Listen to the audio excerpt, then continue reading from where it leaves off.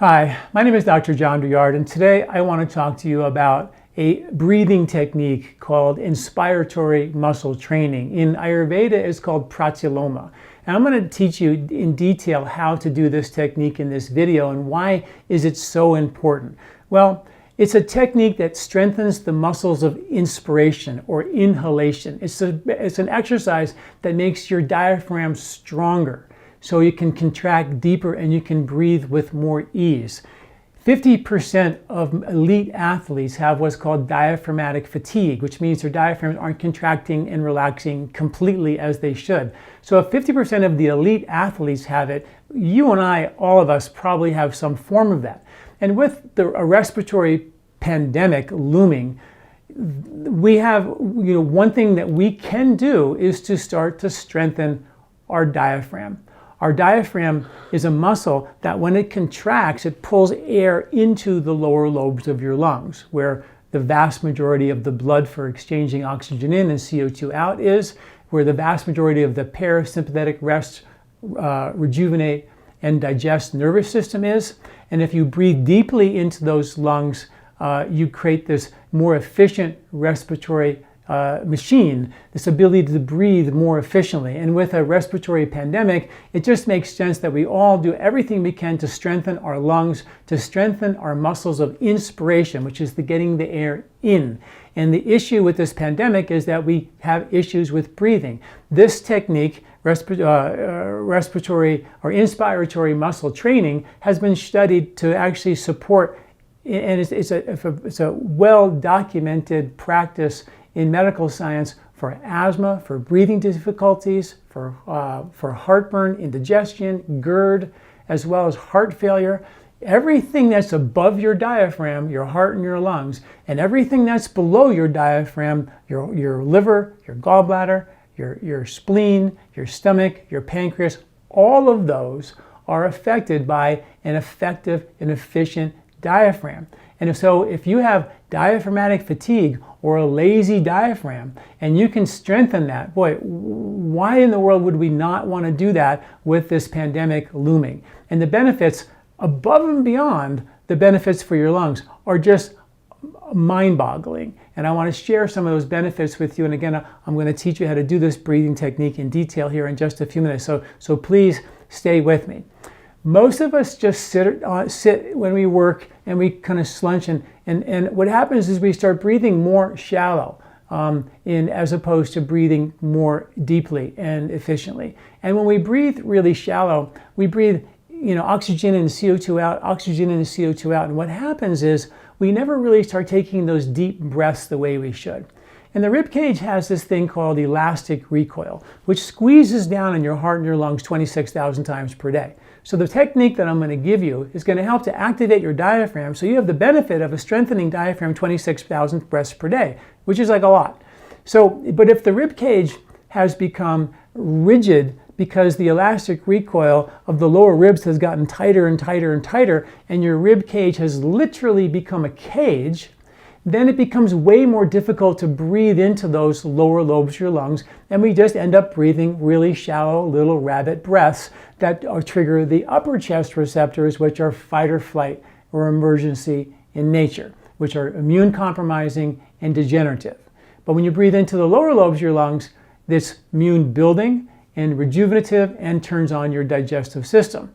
So this is what I wrote about in my first book, Body, Mind, and Sport. We did research, published it in the International Journal of Neuroscience. We found that when people breathe through their nose versus their mouth, their performance is enhanced, their brain waves change, become more relaxed. They go into alpha state, calm, coherent brain waves. They handle stress significantly better when they breathe through the nose, because the nose breathing is activating literally a neurological calm, which is really, really neat.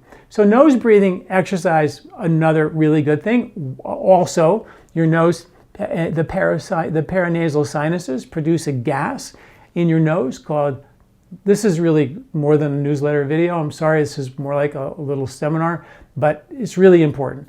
In the paranasal sinuses, we produce a gas called nitric oxide, which won the Nobel Prize in 1998 in chemistry as the panacea molecule that cured everything. And it's powerfully immune promoting. So when you breathe through your nose, you're producing this gas which is lining your respiratory tract with nitric oxide, which protects you from infection. And there's studies after study after study to back that up. And I've written about that in many of my nose breathing articles, which is like pretty crazy research. That alone is a good enough reason to keep our mouths closed and breathe through our nose for sure. We're definitely when we're in public places. So when we breathe through our nose, we're getting all the benefits of starting to contract your diaphragm. But when you start to breathe really shallow, the diaphragm just doesn't contract very much anymore. It doesn't have to contract very much to get the air in the upper part of your chest. So we just end up breathing really, really shallow. You know, when I wrote my book for Body, Mind, and Sport, I asked a bunch of comparative anatomists and pulmonologists, and I interviewed them. And they told me that, you know, we have 5 lobes of our lungs, but we only need like 2. You don't need the other 5. And I sort of was like, that's interesting that you guys sort of just accept that, because to me that makes 0 sense that we have 5 lobes of our lungs and we only need 2. Why do we have 5? Did we just have them like for like a spare tire? I mean, it didn't make any sense to me. And now we have understanding of why we actually do have 5 lobes of our lungs, because the vast majority of the exchange takes place in the lower lobes of your lungs. And if you just breathe in those upper 2, what happens is you do this thing called over-breathing. And I have a really brilliant podcast coming out very soon with a man who wrote a book called The Oxygen Advantage, who took a lot of my original research on nose breathing benefits and took it to a whole nother level. And that podcast with Patrick McEwen is coming out very soon. So please stay tuned for that to get some more amazing details about the benefits of breathing, which are really critical. But when you don't have diaphragmatic contraction, because you don't really need it fully when you're breathing in the upper chest, you end up just breathing in oxygen and out CO2, in oxygen, out CO2. So why is that bad? Well, because the way the body works is you have oxygen in your blood. It's attached to your hemoglobin protein molecule. And that oxygen, if you took an oximeter reading, which this is what an oximeter reading looks like, this is a little oximeter, and you put it on your finger, and it'll tell you what your oxygen levels are.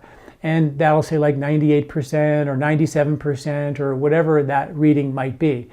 And that's how much oxygen is literally in your blood. That is not how much oxygen is in your tissues, for example, okay? So it's like mine's 95% right now. So now if I were to hold my breath, okay, or create resistance or a little bit of air hunger, which happens when you breathe through your nose, you start to build up levels of CO2. If you breathe completely deeply into the lower lobes of your lungs, your breath will have to slow down to give it time to make that happen. And the CO2 levels will start to rise. And when your CO2 levels start to rise and you get a little bit of air hunger, then all of a sudden, all that oxygen in your blood, in your hemoglobin, attached to your hemoglobin, it gets dumped into your tissues and hyperoxygenates your tissues, okay? And then that means that the hemoglobin is empty. So then all the CO2 can hook onto that hemoglobin molecule and then take that molecule, that CO2, back to your lungs, and you breathe it out. And that's the mechanism. This oxygen stays on your hemoglobin molecule in your blood until you start to feel a little bit of air hunger. But because we overbreathe, we breathe little air in, little CO2 out, the CO2, the carbon dioxide that we breathe out, never has a chance to really build up in a way that's going to force the dumping of the oxygen into your tissues and really feed and hyperoxygenate your tissues, which gives you all kinds of protection against degeneration and boosts your immunity and a host of energy building, promoting factors as well. So this is the beginning of understanding of something called intermittent hypoxia, which I've written a lot about as well. And I want you to type in breath retention on my website at lifespa.com and read those articles, because I've been taking you guys on a journey for a while, teaching you the benefits of really understanding breathing and the remarkable benefits. So one of the techniques is called Pratiloma. There's an Ayurvedic breathing technique that is exactly like the inspiratory muscle training techniques that hospitals are using for breathing difficulties and heart failure issues and GERD and a host of other concerns that are well studied. And that breathing technique is called Pratiloma. Pratiloma means that you inspire, you breathe in through your nose with partially closed nostrils. So when you partially close your nostrils, you create resistance. When you create resistance, you create you force your diaphragm to contract, right? It's almost mimicking high altitude training. So if you were to close your nostrils just a little bit and you breathe through them all the way, you will feel underneath your rib cage here, your diaphragm contracting. So try that for me for a second. And you can do it in a traditional Ayurvedic way where you take your middle and ring finger and you your index finger and your middle finger, and you can do it this way. You can do it with your thumb and index finger. It doesn't really matter. The most important piece of the puzzle here is you get the resistance. So for you to visualize, you can see what I'm doing. Just both fingers on the outside of my nostrils, closing them to about half or 3/4 of the way. So now I have to breathe in through these really almost blocked nostrils, but I'm forcing my inhale all the way. And when you do that with that resistance, you'll feel underneath your diaphragm, you'll feel it underneath your rib cage, you'll feel your diaphragm contracting. So go ahead and do that for a second. Take a big breath in and then let it out with open nostrils. Do it again.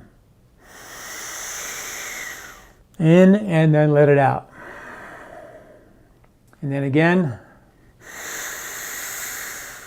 All the way in, and that's with the top of that breath, you'll feel your diaphragm contract. I hope you feel that. And if you feel that diaphragm contract, ask yourself, boy, when was the last time I felt my diaphragm contract? Probably never. That's because we don't breathe like that. We don't force the diaphragm to create this massive contraction. And that's what's called inspiratory or inhalation muscle training. Training the muscles of inhaling to become really strong. So you have, in any situation of breathing difficulty or breathing compromise, you've strengthened that diaphragm, and that pandemic, you'll be ready for it because you've strengthened those muscles. If you're going to run a marathon, you train your muscles to run that marathon. If we're going to deal with this pandemic, we need to train the muscles of breathing to deal with this pandemic. I really believe wholeheartedly, the studies back me up. This is a technique that is 100% free. Anybody can do it, and the science shows it's used clinically to treat asthma and breathing difficulties who are at greater risk. Elderly people who have breathing difficulties, who don't breathe as well anyway, they're at greater risk. These are things that they should be doing for sure. Okay, so that's the breathing technique that you would do. So how would you do that? You would do that so you do that breathing technique. Hopefully you feel that. So you're going to take your nostrils and you're going to breathe in, all the way in and out with open nostrils. And again,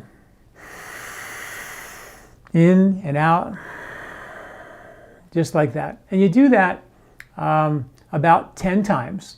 Okay, and then take a little break and recover, and then do another set of that of 10, and then do another set of that of 10, and then 2 more, and that gives you 5. So you do 5 sets twice a day, in the morning when you wake up, and in the evening sometime before you go to bed, sometime after dinner, at least an hour after you eat, because this is not something you want to do after you eat your food, right? So that breathing technique has been shown to support GERD. Well, GERD is what Ayurveda calls upward moving digestion, where the stomach starts to push up against the diaphragm, adhere to the diaphragm, and even herniate through the diaphragm. Your stomach can do what's called a hiatal hernia.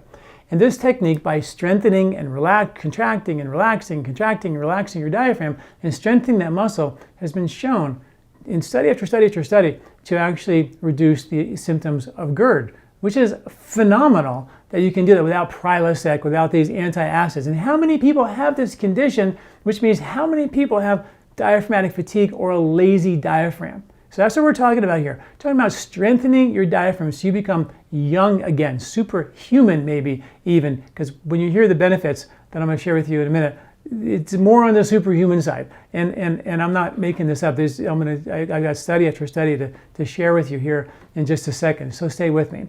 So what I just shared with you was the basic inspiratory muscle training. But in Ayurveda, the Pratiloma wasn't just holding your nostrils and then creating resistance. And in Western medicine, they have these little things that you breathe in through your mouth and create resistance, and there's all kinds of ways they try to mimic and create the resistance training so your diaphragm becomes stronger. Many ways to do that. But in Ayurveda, it was also done with something called kumbhak, or breath holding, or breath retention. And that's where the rubber meets the road. That's where the benefits really start to kick in. When you hold your breath, like I said a minute ago, the CO2 levels start to rise. And when the CO2 levels start to rise, all the oxygen just gets dumped into your tissues. And then all the CO2 gets pushed back to the hemoglobin and then carried, and you breathe that out. Then if you do another set of the deep breathing that I just shared with you, then you hyperoxygenate your blood. Your oximeter reading will actually probably go somewhere to 100 when you're doing the deep breathing, 99 or 100. And then when you breath hold, the CO2 levels will start to rise. Let me turn it on. The CO2 levels will start to rise, and what you'll begin to see is that your oximeter readings will start to go down, down, down. So right now I'm 95%. So if you can maybe all see that, sort of blinking like crazy, but it's at 95, 96%. And that's normal. 96, 97, 98% is where you want to be. When you do the breath holding, then that number is going to start to crash on you, go down to the low 90s into the 80s. And when you're in the 80s, you're in what's called intermittent hypoxia. So intermittent hypoxia has been studied to do a handful of things. And please read my article on intermittent hypoxia and breath retention called Kumbhak in Ayurveda. In pranayama breathing techniques, prana means breath, kumbhak means, or ayama, prana is breath, ayama means breath hold or pause or break. So a pranayama technique is a technique of breathing that incorporates a holding or retention of your breath. From the original perspective, the Patanjali's Yoga Sutras or the Hatha Yoga Pradipika, clearly pranayama is not pranayama unless you hold your breath. And now we have all the science called intermittent hypoxia that gives these amazing studies to show what holding your breath can do therapeutically. Sort of like, we've all been heard about calorie restriction and intermittent fasting and time-restricted eating and all this. A little bit of starvation does magical things. Nobel Prize winning science on autophagy and all these benefits you get from a little bit of starvation. Not, a lot, just a little. Same thing seems to be happening with a little bit of suffocation. When you have a little bit of air hunger, that's when the CO2 levels are building up. And when that happens and you become tolerant to that, and what we're teaching you how to do is building up your CO2 tolerance. So you don't need to take a breath so quickly. You don't get out of breath feeling so quickly. That also will help you if you have a respiratory issue or a respiratory infection for that matter. So when you do a breath hold, the CO2 levels begin to build up. And that creates this little bit of suffocation, just like a little bit of starvation. And that little bit of suffocation seems to do some amazing things. And what those amazing things are, well, Lance Armstrong got busted for injecting EPO, erythropoietin, which is a hormone that boosts blood and endurance in his cells. And you make that all by yourself, according to the studies. You increase your own production of stem cells, which are rejuvenative, which everybody seems to be injecting these days. You increase something called the vascular endothelial growth factor, which repairs your arterial lining, which is really important as you age. There's a transcription factor number 51, which is called the guardian of the genome, which has been shown to protect your genes from damage and mutations and things like that. It's also been shown to lower your blood sugar powerfully. And some of you folks out there with type 2 diabetes or prediabetes, or those morning numbers just won't go down, I'm telling you, this technique is quite phenomenal, shockingly phenomenal for bringing those morning blood sugar numbers right down where they need to be. So it's really, really powerful. And of course, almost forgot, nitric oxide, which won the Nobel Prize in 1998.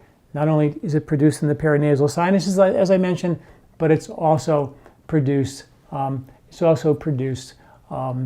when you do the intermittent hypoxia, which was the panacea molecule of 1998 that won the Nobel Prize. So nose breathing will increase the nitric oxide, and breath holding will increase the nitric oxide. So how did Ayurveda put together the Pratiloma in a way that would give you the ability to better get all these benefits. First of all, how do they even know that kumbhak, which means breath holding in pranayama, would have all these benefits? And the whole technique of pranayama isn't pranayama unless you do a breath hold, according to the original text, which is really quite amazing, actually, that they knew all that. So I'm going to teach you now how to do the pratiloma, the inspiratory muscle training with a breath hold. And when you put the two together, you're literally talking about the Vedic technique called pratiloma. Okay? So it's going to be very similar. You're going to do the same exact breath technique. You're going to do 10 breaths in, followed by a breath hold on the exhalation. And then you're going to do another 10 breaths in and out, followed by another breath hold after the 10th exhalation. And you're going to do that 5 times. So 5 rounds of 10 partially closed nostrils on the in, and a full open nostril on the exhale. Do 10 of those, followed by a breath hold. Okay? So we can do that a little bit here. My oximeter reading is pushing at 95%. Can you see that? It's like it's blinking like crazy. I don't know if you guys can see that. It's at 95%. When I say, I think the camera is making it look funny. So we're going to do that breath hold, and then we're going to watch if you have an oximeter, which are very cheap, you can actually watch your numbers during the breath hold go down. If they go down into the 80s, you're in intermittent hypoxia and you're getting those benefits just below 90. And if you have any discomfort, you should stop immediately. Dizziness or anything like that, you stop immediately on any of these breathing techniques. And you should always check with your doctor before you start any breathing technique, particularly a breathing technique that has a breath hold in it. Okay, so that said, let's go ahead and do it together. And we're going to do 10, and then we'll do a breath hold, and we'll talk about that, and then I'll let you go. Okay, so here we go. So it's inhale and out. And out. Fully in, right? And out. Partially closing your nostrils to create that diaphragmatic resistance. And out. And again. And out. At the very top of that breath, you feel that rib cage contracting, and that diaphragm contracting out rather. And out. And again. And out. You can pinch a little more if you have to, a little less if you have to. If you get dizzy at this point, you want to stop. But if you're okay, continue. And out. Feel that diaphragm, that you're doing the right thing. All the way out. 2 more. And out. And 1 more. And out. All the way out. And let it go and hold the breath.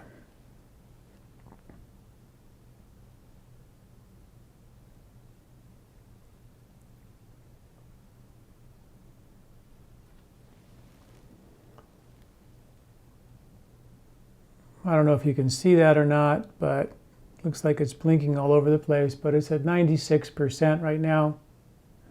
My breath is still out. I'm talking as it goes out.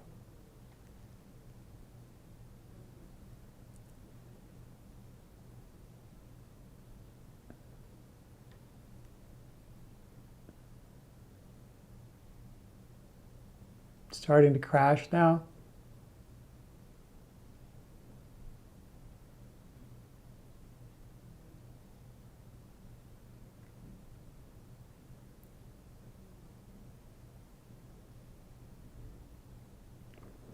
It's at 90. And then breathe. And it's still going to go down a little bit more, maybe into 89. So the first time you do it, you're not going to get it to drop down. Maybe it went from 98 to 90. And it's still at 90 now. And the second time you do it, the 10 breaths and follow, it'll go down a little lower to in the 80s. And the second time you do it, it'll go down a little lower and then a little lower. As long as you feel no real strong air hunger or urge to breathe, you're really in good shape. But once you're in the 80s, you're in what's called intermittent hypoxia. Mine's still in the 90s now, so we're at 90, so 89 would be intermittent hypoxia. So And that's just the first round. Every round it gets a little deeper, and then you end up with more oxygen, more CO2 tolerance built up, and that's dumping the oxygen in your cells. And if you're in intermittent hypoxia, read the article called Intermittent Hypoxia, Breath Retention, Kumbach, which is recent, so it's right on my homepage, sort of, and at LifeSpa.com, and get all that information because it's phenomenal. The research is mind-blowing. So when you tie the breath holding, which is the intermittent hypoxia benefits, which are off the charts on their own, and then you add the inspiratory muscle training on the inside, on the inhalation to strengthen your diaphragm and give you the diaphragmatic strength that you need. And that diaphragm is now learning how to contract and relax and contract and relax and do its full job. Then it's going to start to make you breathe more fully. And people who don't breathe fully, they end up with breathing difficulties. They snore, they have sleep apnea, they have circulatory problems. A lot of sort of not great things begin to happen when you don't breathe correctly. And I've seen the miracles of nose breathing from my book. I wrote that book back in the 1980s. I wrote that book and have been using it ever since. And now with this understanding of diaphragmatic fatigue and all this new science coming out, intermittent hypoxia benefits, and you tie the two together with a breathing technique called Pratiloma. You do that again twice, once in the morning and once in the evening, and just watch the benefits. Pick yourself up an oximeter reading, super fun to play with. Remember, if you feel any dizziness or any air hunger that's uncomfortable, you immediately stop. Every time you do a breath hold, it should be effortless. And then when you feel you need to breathe, you take a little bit of a deeper breath. You just start to breathe again. So you do your 10 breaths followed by your exhalation breath hold, and as soon as you feel a little bit of air hunger you have to breathe, just go back into your next round of 10 inhalations with partially closed nostrils. That's the key. I have an article that goes step by step through this procedure and talk about a lot more of the science that I didn't even get into today on the inspiratory muscle training. Between that article and the intermittent hypoxia article, you'll get to see that really hopefully motivate you to do it. And for this pandemic, what a great thing to have is a stronger diaphragm. So if you do get sick, you've prepared yourself. You've trained for this event. And so good luck to you all, and stay healthy. And we'll do our best to keep you guys informed as the best ways to stay healthy along the way. Thanks for listening. I'm Dr. John Douillard. Do you like this video? Don't forget to subscribe and share. This recording is brought to you by LifeSpa, where ancient Ayurvedic wisdom meets modern science. Get access to free health video newsletters by Dr. John at LifeSpa.com. These statements have not been evaluated by the FDA. These products are not intended to diagnose, treat, cure, or prevent any disease.